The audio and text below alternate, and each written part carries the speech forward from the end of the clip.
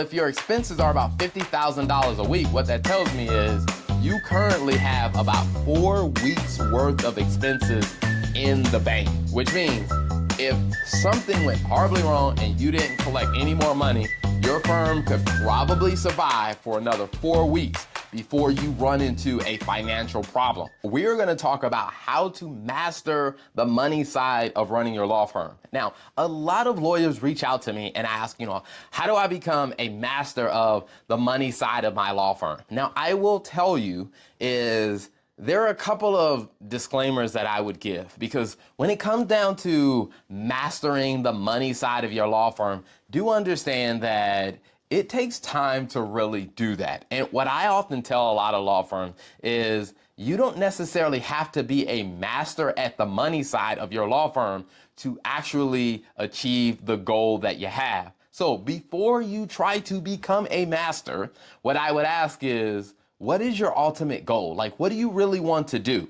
And when we have those conversations, a lot of times what we realize is what they really want is they just want to feel more comfortable about the numbers. So I'm like, okay, you don't really want to be a master. You just want to be more comfortable about what is happening to the finance side of your law firm. Now, if you want more comfort, we can definitely achieve that. Now, if you want to become a master at it, think about it this way. How long did it take you to become a master at practicing law?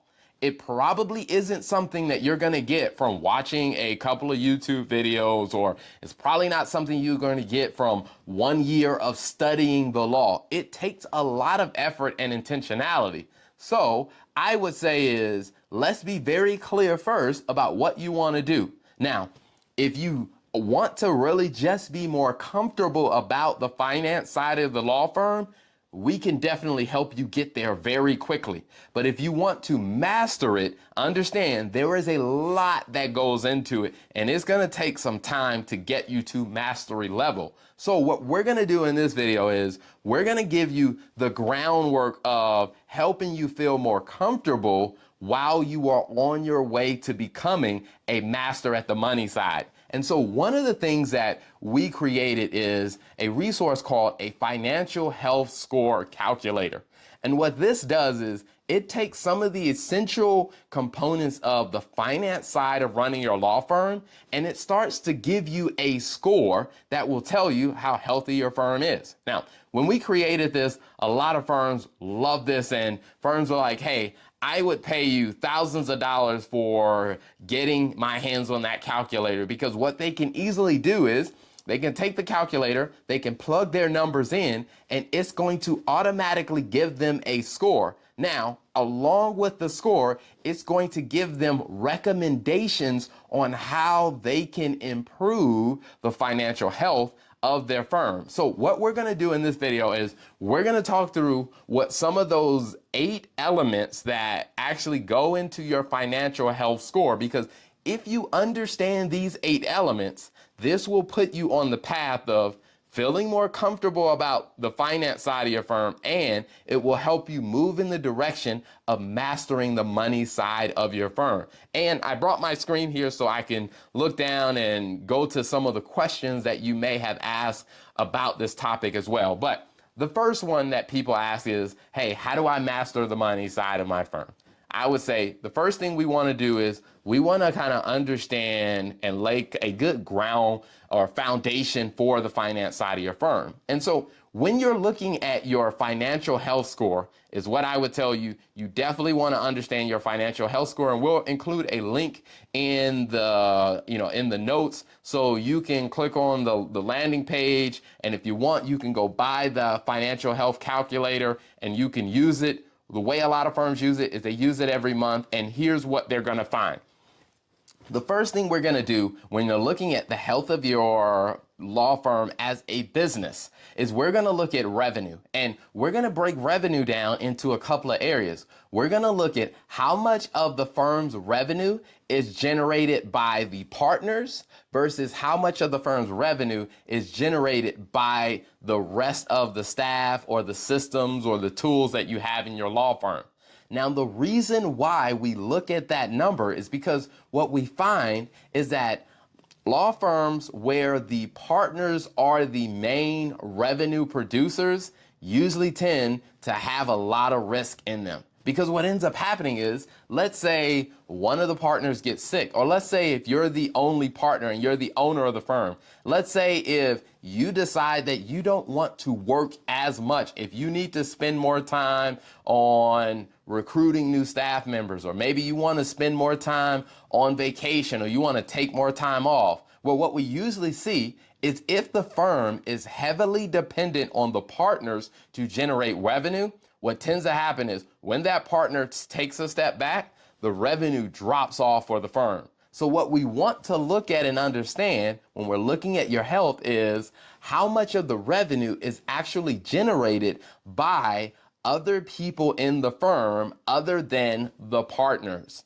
And in the health calculator, what we do is we lay out what average looks like, what good looks like, what excellent looks like. The next thing we want to look at are the expenses. And we tend to break the expenses down into two areas. We want to look first to see what are the mandatory expenses. And we want to ask ourselves, how much of your revenue is going to cover mandatory expenses? See, these are the types of expenses that you have to actually incur to provide the legal service. For example, let's look at all your legal staff, like the cost of your staff that works on the legal cases. Those are going to be some of your mandatory expenses. And then we may look at things like, the banking fees, like you got to pay those fees if you're going to collect payments from your clients or from your customers. You also want to look at things like the software that you use